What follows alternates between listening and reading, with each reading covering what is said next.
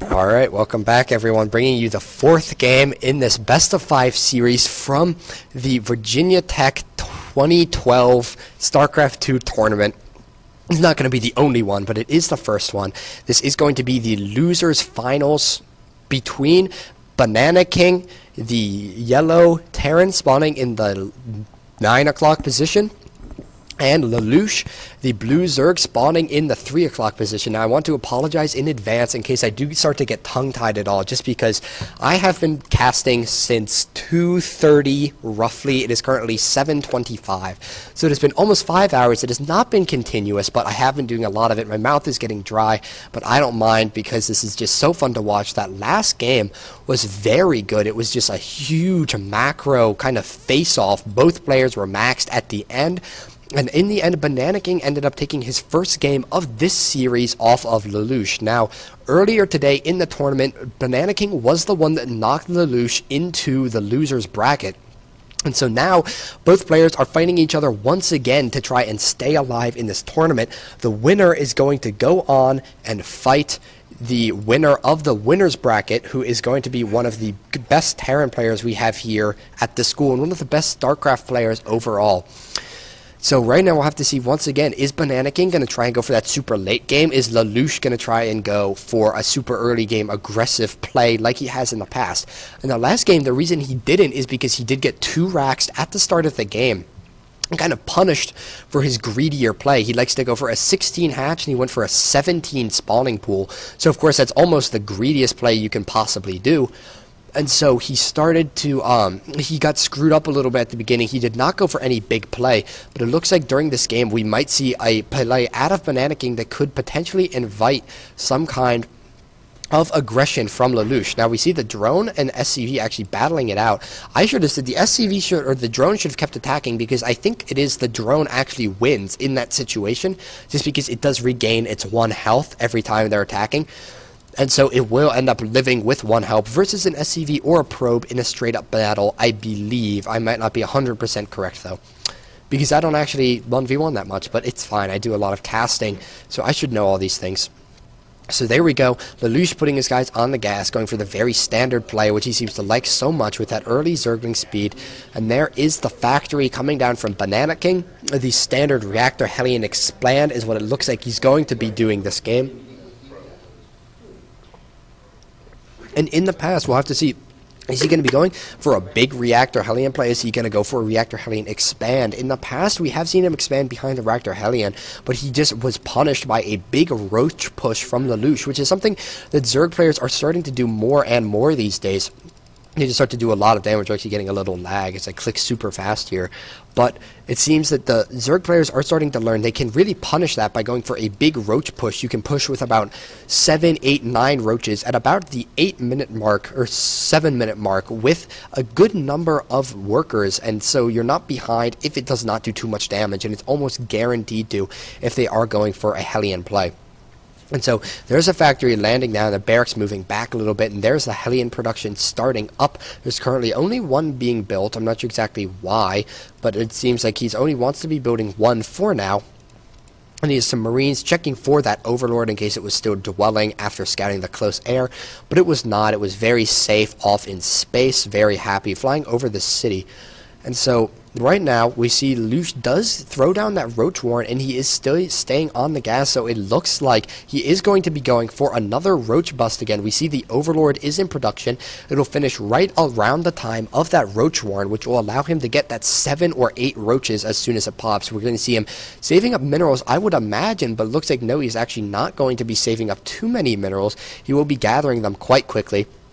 But we do see he has free supply. He has enough to afford about 3 Roaches right now. But no, it doesn't look like he will be going for a huge Roach play. He's getting the Roach Warren as a precaution, but it'll be interesting to see what he chooses to do with this extra gas that he has here. We have 3 Hellions out on the field from BananaKing, and they are going to be killing that Zergling. So now Lelouch does know, okay, there are, what do you call them, Hellions on the field, and he does have Roaches in production now, which should definitely help him. But we do see a Banshee with Cloak on the way from BananaKing, and this could do a lot of damage. Lelouch does not have an Evolution Chamber. He only has 2 Queens. While he has a lot of Roaches, of course, they cannot shoot up. they will stop all this damage from the Hellions if they are positioned correctly, but the Banshee, again, is a big threat. He does not have any idea this is coming, but he is sending in an Overlord, which is not very far from potentially being able to see this. We'll be watching the tab, and it looks like he is going to see the Banshee, and the Hive Cluster is under attack. I know you guys can't hear that, but I can. It's very loud. But it looks like the Hellions will scout the timing on that third. And it looks like, yep, see, Lelouch is going to know exactly what is up over here. I'm not sure exactly what the point of the SCVs doing that was. But there we go. The Hellion being taken out as well. There are a lot of roaches. We do see an Evolution Chamber on the way. The Overlord still not being killed. Going to see all of these Banshees. But the problem is going to be defending the third against the Banshees, because, of course, the Queens cannot get over there very well. And the Spore Crawlers cannot root because there is no creep. Now, if he can build some and then move them over there, he might be able to defend it, especially if he uses some of this energy on his Queens for a few transfuses. But he does have a lot of roaches currently. He is just building some spores, so he could be in good shape. And as soon as the spore finishes, he will have detection. He will definitely be able to take out that Banshee. And he does have one in each mineral line as well, which definitely helps to protect more or less everything. He's protecting his Evolution Chamber, so he will be in good shape for the time being. But the problem will be defending this third. You see Banshees do so much damage. You take a look at them, they do 12 damage times 2, so they do 24 damage every 1.25 seconds, and that is kind of insane. It looks like the Queen is going to go down, trade for a Banshee, but the problem is the Queen also costs Larva in a way, and it looks like the third for Lelouch is going to be going down. Their Spore Crawlers are going to be trying to run there, but you see they're going to be built there. I'm not sure exactly how long a Spore Crawler takes to build. We'll see in just a second. It's going to be about 30 seconds before it's done, so we'll have to see if these two are up in time to ward off this Banshee. We have more Hellions also taking control of the Zelnaga Towers, along with an SCV. We have a whole bunch of units being made here for Lelouch, and is this going to be able to be saved? I think it will be saved. The Spore Crawlers will definitely do a lot of damage to the Banshee, and yes, he does not save the hatchery. The Banshee finds a weak point. The hatchery goes down for Lelouch, and the Spore Crawlers are going to start to take damage if they do not unroot soon. Now, he might be able to remake that base, and we see he has a lot of gas. A Baneling Nest just about to finish. And so I think, once again, we are going to see a pretty big Baneling bust from Lelouch, or an attempt at any rate. He has about 40 Zerglings here, or not quite 40, about 29, and then the rest would be roaches on his one hotkey. And yep, we do see BananaKing going ahead. He immediately pulls all the guys back into his base, sieges up the tank on the high ground. So he says, you can try and shoot my planetary, or my command center, but you're going to get killed by my siege tanks on the high ground. So he actually really can't do very much, if any, damage. He is down on a base. He did lose it. He needs to uproot these, because he can actually uproot them and leave them sitting and not be taking damage on them. The Banshee coming over could be doing a lot of damage just because of the fact that the Banshees can do a lot of damage, and he's going to be able to chase these units all the way back home. The roaches do not have speed, and so the Banshee can do a lot of damage. The siege tank sniping units, and Lelouch is not looking too good, guys, just because he does not have far too many workers. He has 48 over the 36 of his opponent. And he has successfully denied mining on here for quite a while. Zerglings running in. They are going to pick off an SCV, so that's just a nice little victory, but at the cost of about 8 Zerglings. It wasn't a very even trade, but he just kind of traded off those Zerglings to save the slower Banelings and Roaches while they got back to the base. So Lelouch getting the +1 on his infantry, or on his melee attack units. That, of course, includes the Banelings, which does definitely increase their effectiveness. It actually allows them to one-shot workers, if you didn't know that. If you want to go for a Baneling drop play or even a run-by, the +1 melee attack on Zerg units does allow Banelings to one-shot workers, assuming they have not gotten any Carapace, Shield, or whatever upgrades, in which case you need to get the corresponding upgrades. And we actually see a Spire from Lelouch this time. This is deviating from the play we've seen him do the last few times, where he likes to go for the Infestor play. And the Banshee's swooping in, going to see if it can do any damage. And, of course, all these Spore Crawlers are severely weakened because they were not unburrowed, but they should be able to keep the Banshee away from doing too much damage without too much trouble. Some Zerglings are out here, but there's no way they're going to be doing any damage to this. Seems like this game we see both players playing a more standard style than they have previously. We see Lelouch going for the Zergling-Ling Baneling style that you see so long. You've seen it so far, or for so long in StarCraft 2. And BananaKing, as opposed to just going for a big bio style, he's opting to go for the bio mech that you see much more often against Zerg players. And it looks like this Banshee is actually going to be doing a lot of work, though. It's coming out, it's gotten 15 kills now, 16. It is killing off a lot of drones, guys. And BananaKing, I would say, is definitely in better shape right now. You see he's killed more than double than what his unit has killed of his. And while this is a decent ball, Roaches, Zerglings, and Banelings are not the most effective units against Terran. Again, you need to definitely try and do some work with those Mutas, but he is not actually getting Mutas. He has Infestors as well. So it looks like he's trying to get Mutas as well as a slightly faster Hive. 10 Mutas on the way. And if Lelouch can do some work with those Mutalisks, he can definitely be in pretty good shape. But if he is not able to end the Terran, BananaKing just chooses to push out, as it looks like he might. He could definitely be in not very good shape. This command center is down, and it is about to. It's just started for BananaKing. That will be his third base, and at the same time, Lelouch grabbing his 4th and 5th expansions, just because of all the leftover minerals you get whenever you choose to go for the Mutas.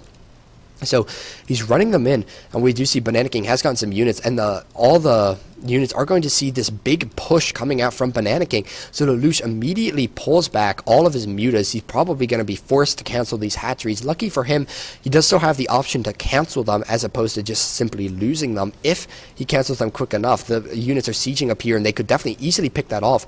So we have a big Zergling Roach Baning force coming in, but all the units are coming in separately. They're going to be torn apart. And here he is, he's pulling back. That was not a good engagement. The Zergling's going so much faster than all the other units. There's actually almost no creep spread here. The Muta's all going down. The Baneling's getting some pretty big hits, but almost all of the Mutalisks have died. But there are not very many units left. It looks like the Roaches might actually be able to run over this here. The Baneling did run directly into the tank. Looks like the Roaches are actually going to be cleaned up by the Siege Tank simply because they do so much damage, but there are Zerglings now, and those should be able to clean up everything. So Lelouch successfully defending the push from BananaKing. He is in okay shape. We see he is at 73 workers, which is pretty good for a Zerg player compared to 49 SCVs. The SCV count actually a little low for BananaKing. You see this natural, not quite saturated. Of course, the main is very oversaturated, and he's actually... Is he, I can't actually tell. I think some of these SCVs are following another one. So very interesting right there. Of course, it doesn't really matter because most of them would not be mining anyway. A drop getting cleaned up very quickly there for BananaKing. So that was not effective. And of course, that is the advantage of going for the Mutalisks, is they allow you to deal with drops better. They're faster, they give you a greater map presence, and you can maintain greater map control. You see, with the Zergling on the Xel'Naga tower, he will see what is happening. He is going to see the Xel'Naga, or the, command center coming in, landing at the high yield, actually blocking his own temporarily, but forcing a stim on all the Marines. So that actually was slightly beneficial for him. The Medivacs will have less energy as a result of that. We see the Armory on the way for BananaKing, which is going to allow him to start to get those Thors, which of course are really, Marines and Thors are kind of what shut down the Muta play, just because it makes it so you can't ball up the Mutas as much. They're not quite as effective, but the Zerglings and Mutas all sweeping in, trying to do some damage. The Marines are able to attack the Mutas directly because there are not as many there's not as many Marines as BananaKing would like. The SC, or the Mutas are also able to sweep in. They're actually going to pick off this command center. They just killed all the units. BananaKing is down by about 100 supply, and that is not looking good for him. A whole bunch of Zerglings, and of course a huge amount of that supply is the 40 worker advantage that he has had. We probably lost, I'm not exactly sure what happened to his worker count, whether he lost some at some point. It does seem to have been diminishing. Sorry if I missed something on the mini-map, but we do have a big drop coming in here from BananaKing, going to snipe the 5th of Lelouch. But of course, losing your 5th base isn't necessarily the end of the world when your opponent is on 2 and you just killed his 3rd. So this drop is going to be picked up, but the huge Mutaflock sweeping in is going to be able to kill all of these units so quickly. That's so many units for BananaKing, and he's currently down by 130 supply. His natural is the only mining base currently and is getting close to being mined out. He's trying to move this over to the 3rd, where there is a Burrow Zergling, which is going to stop that from landing.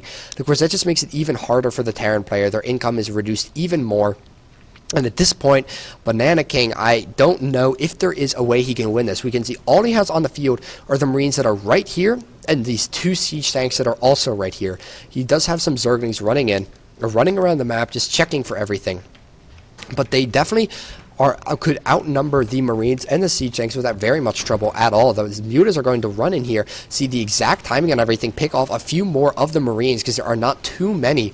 And the mutas are going to pick off this expansion. The Zerglings are going to kill all of these Marines, or at least stop them from sniping the mutas, and there goes that command center. Lelouch probably knows he is so far ahead right now simply because he is on so many more bases than his opponent, and he is fully aware of it. He's so many units. He's grabbing his Hive Flyer level 2 as well as the Carapace for his Zerglings and Banelings. Of course, the Carapace on Banelings doesn't necessarily matter too much. It'll just help them go hit the Marines, at which point they will die anyway. But he is up by 87 supply now. You will definitely have some supply for Broodlords or for Ultras if he chooses to go for that. And BananaKing is going to be going for a push as he tries to grab this next expansion, just because he knows at this point he needs to push.